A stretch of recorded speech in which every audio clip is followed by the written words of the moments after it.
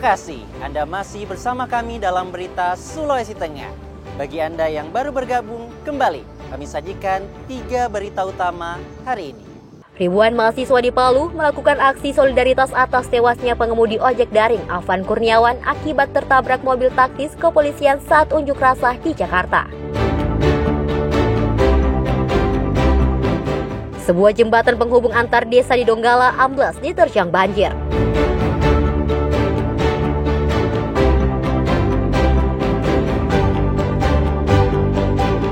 Harga cabai kembali melonjak di pasar tradisional dalam 2 hari terakhir.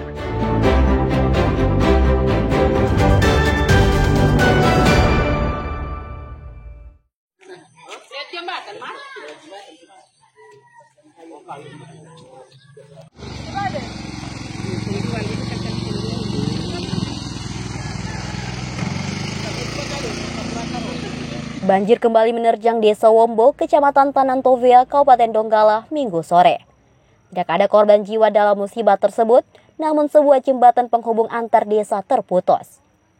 Hujan deras yang turun sejak Minggu sore mengakibatkan debit air sungai meningkat dan menerjang jembatan sepanjang 10 meter tersebut. Salah satu tiang jembatan roboh hingga tanahnya ambles hampir 2 meter. Jembatan yang merupakan jalur penghubung 3 desa, yakni Desa Wombo Panau, Wombo Induk, dan Wombo Kalonggo, kini lumpuh. Arus kendaraan menuju kota Palu maupun ke 3 desa di Kecamatan Tanantovia kini lumpuh total. Mobil tidak bisa melintas karena tanah ambles pada ujung jembatan. Warga terpaksa memasang kayu sebagai jalan darurat untuk melintasi jembatan tersebut.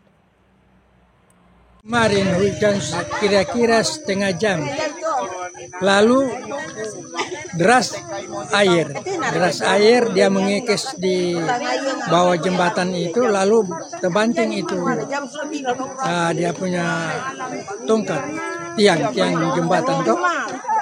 Begitu jatuh tiang jembatan itu sekitar 5:30 kejadiannya. Harus dibenahi ini jembatan karena masyarakat 3 desa di Wombo sana. Kepala Desa Wombo Panau tadi malam punya inisiatif bikin jembatan darurat untuk sementara karena anak sekolah sama orang kerja, kasihan kan pagi-pagi mau kerja. Karena di sini kan di atas itu banyak juga karyawan yang mau ke pabrik berangkat subuh. Jadi Kepala Desa Panau tadi malam yang punya inisiatif bikin jembatan darurat sementara ini. Hingga Senin siang, banjir di Desa Wombo telah surut, namun warga masih diliputi kekhawatiran datangnya banjir susulan. Mereka berharap jembatan yang rusak akibat diterjang banjir segera diperbaiki pemerintah daerah.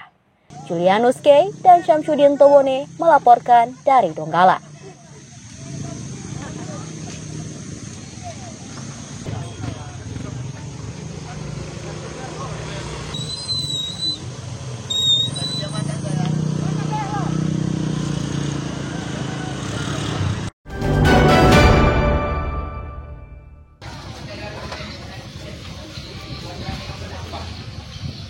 Sempat anjlok pada pertengahan Agustus, harga cabai di pasar tradisional Palu kini melonjak.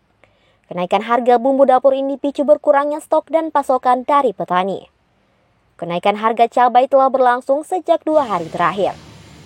Di pasar Impres Manonda Palu, harga cabai naik rata-rata Rp20.000 per kilogram.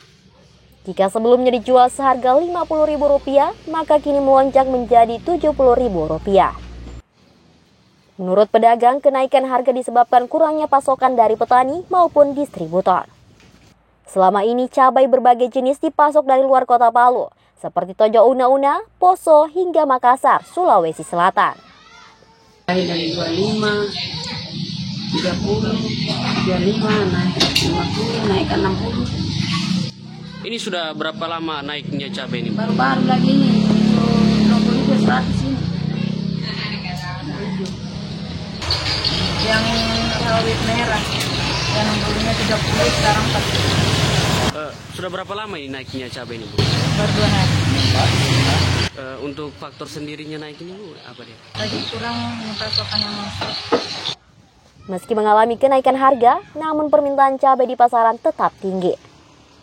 Para konsumen berharap pasokan cabai bisa normal kembali. Julianus K. dan Syamsuddin Towone melaporkan dari Palu.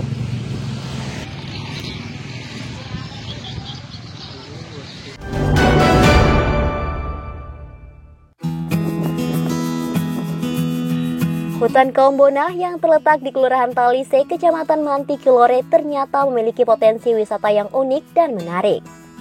Salah satunya Taman Kaktus. Sayangnya potensi ini belum dikelola secara maksimal. Taman Kaktus ini sebenarnya sudah dikenal masyarakat pasca gempa dan tsunami yang melanda Palu September 2018 silam. Tempat ini dulunya menjadi salah satu destinasi wisata favorit masyarakat lokal maupun luar kota. Lokasinya yang strategis dan dekat dari pusat kota menjadikan pilihan tepat mengisi hari libur atau akhir pekan.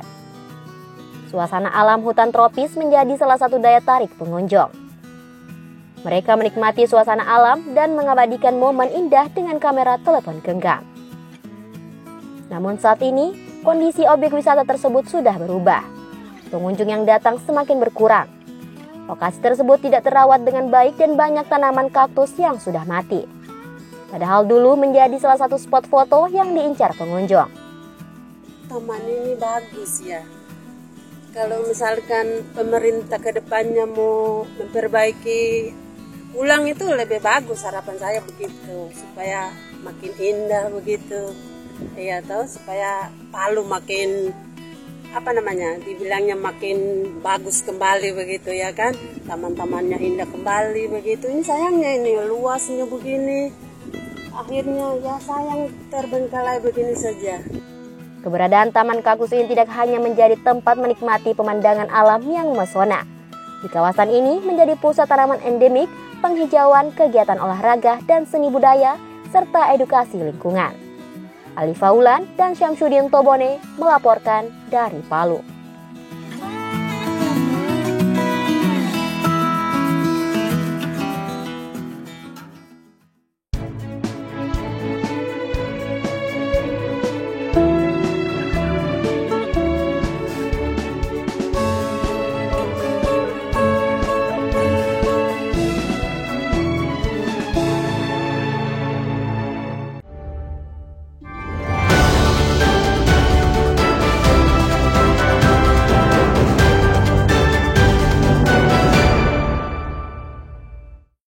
Informasi tadi sekaligus mengakhiri seluruh rangkaian berita Sulawesi Tengah hari ini. Atas nama rekan kerja yang bertugas, saya Fatur Rahman mengucapkan terima kasih atas kebersamaan Anda. Sampai jumpa dan selamat beraktivitas. Songko puasi, tapi